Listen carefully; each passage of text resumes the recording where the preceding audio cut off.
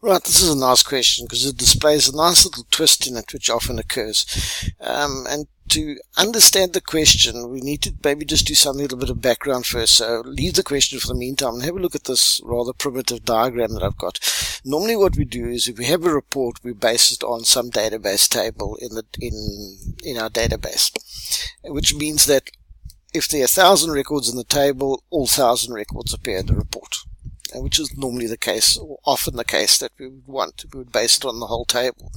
But in this particular case, after we've read the introduction, they said we must create a report called Report Gauteng. Okay, so this is going to become Report Gauteng that I'm going to still create. Let's give it its name there.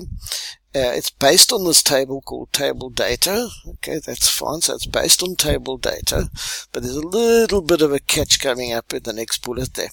It must list only the Gauteng employees as well as their sales. Now, if I base it directly on that table, there's no way that I can specify. It'll just pull all the records out, whether they're male, female, from Gauteng, whatever. It'll just pull all the details out. So I need to have some type of intermediate step here. Okay, so if we can't base it directly on the table, how are we going to extract only the Gauteng things? Well, we know we've got a tool at our disposal, a query that can extract any type of records according to the criteria. So what I'm first going to do here is create a query. And in that query, I'm going to base it on the table, but I'm only going to extract the Gauteng people. Then instead of my database, my report being based directly on the table, which would extract all the records, I'm just going to base it on the query. Okay, because the query will have just the Gauteng records, so if I base it just on the query, I'll have only the Gauteng records. However, if I skip this out, and I'd taken that out and I'd gone directly to the table, then it would have extracted everything. So I'm going to have this kind of intermediary query here that's going to create that. So before I start anything, I'm just going to create a query that's got all the Gauteng employees. So before I even look at the report or try and create the report, I must first create a query. Always have a look for that. Sometimes they will give you a hint, but if it's only some of the records, okay, if it's all the records, fine, it's a table.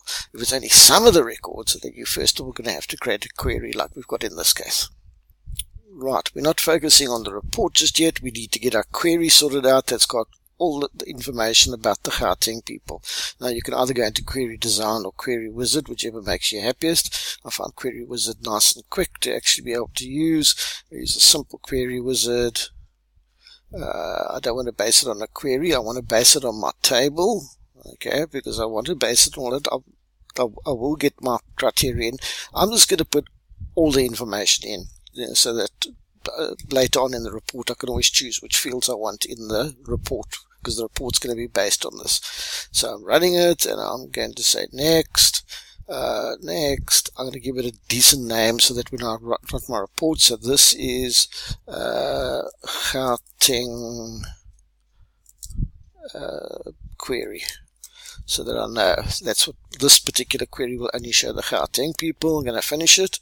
You might say, yes, but whoa, wait a bit. You've got all the provinces going on here. That's quite correct. You can see I've got all the provinces, so I need to go into Design View, and Gauteng is GTN in this case, they say.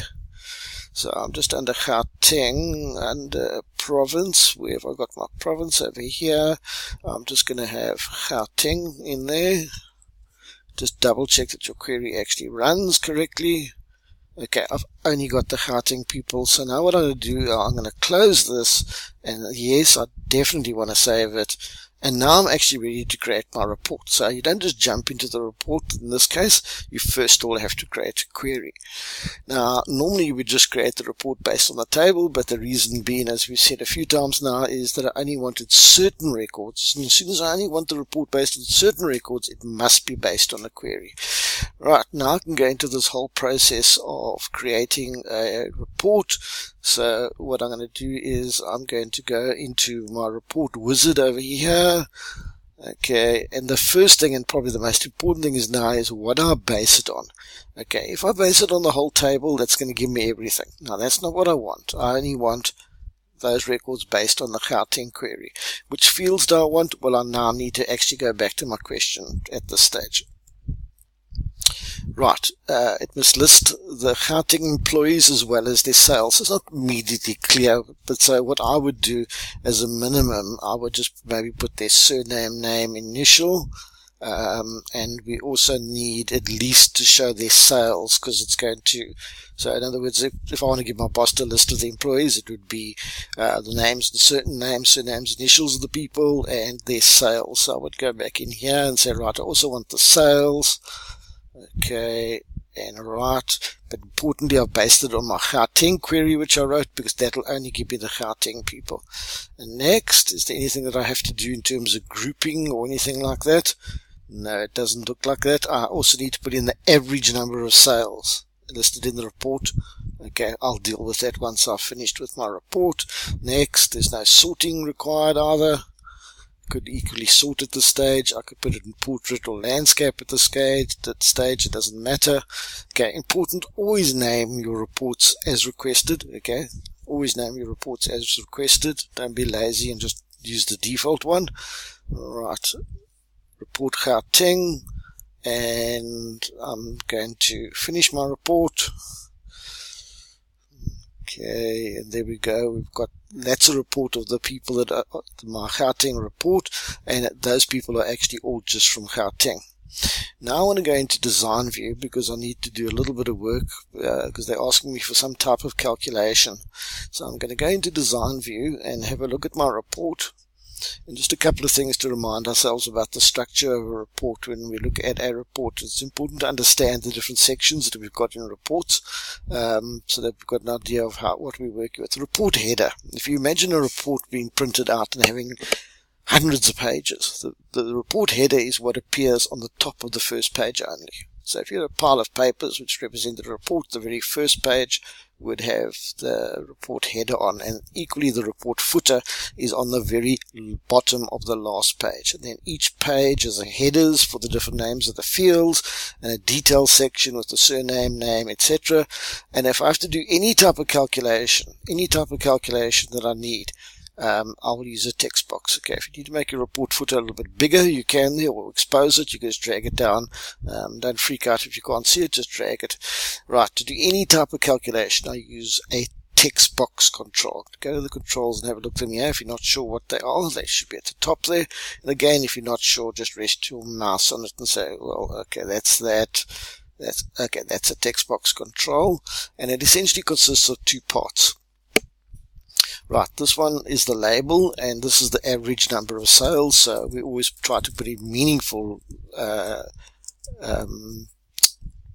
names for our labels. We try to spell them right as well.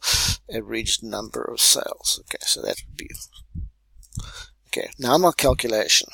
Okay, fortunately the calculations are very similar in name anyway to Excel. I've got sum, min, max, and count. And then in this case they wanted us to do average. Unfortunately, average is slightly different. It's not called average in Excel. It's just called it's called average in Excel, but in Access it's AVG. It doesn't have to be caps. I'm just typing it there. Then you open a round bracket, and then you say the name of the field that you want. Sales. And you close your square brackets. Remember this convention that whenever we refer to the name of a field, we put it in square brackets. So it's average in round brackets and then in square brackets inside. I'm going to deliberately make a mistake here, and I'm going to type in 2 A's and just see what happens when I run my report. It comes up and says enter parameter value. Just bear that in mind. If you see it 99 times out of 100, if not more, that's just a simple spelling mistake. So you can go back and correct it. It has to match the name exactly. So just be careful, particularly if they're very long field names. Okay, and that'll be at the bottom of the report. Was there anything else we had to do? And it had to be formatted to 0 decimal places. It had to be formatted. So when in doubt, right click, try and see if it's got the properties. Okay, I'm going to right click, and I'm going to scroll all the way down to properties. And if I move across to properties, I can do the text formats plain. Okay, I don't want that to be changed. I want to go to the format. Okay, I want the format to be fixed, because I want a fixed number of decimals. and I want there to be 0 decimal places. I could have also set it to currency as well, if it was a currency, but in this case it's the number of cells, so that wouldn't be applicable. And then that should sort everything out. I probably should have previewed it first before I went and changed the properties, but I'm fairly confident that we've got it right. But we can go and have a look at that now. Now remember, because it's in the report footer, it has to be right at the end. Right at the end. So I go into report view, and if I scroll right down to the end, where are we here? Scrolling right down, average number of sales 301. Okay, that's our average number of sales. Okay, a long discussion about something that actually takes far less time than it takes to discuss. But remember, the crux was here is that I first of all created a query with my Gauteng people in it because it was only the Gauteng employees. If it had said it must list all the employees as well as their sales, that would have come out of the equation, and I would have just had based it on my table. But because it was only some of the records, I first of all had to create that query and base my report on that query. Okay,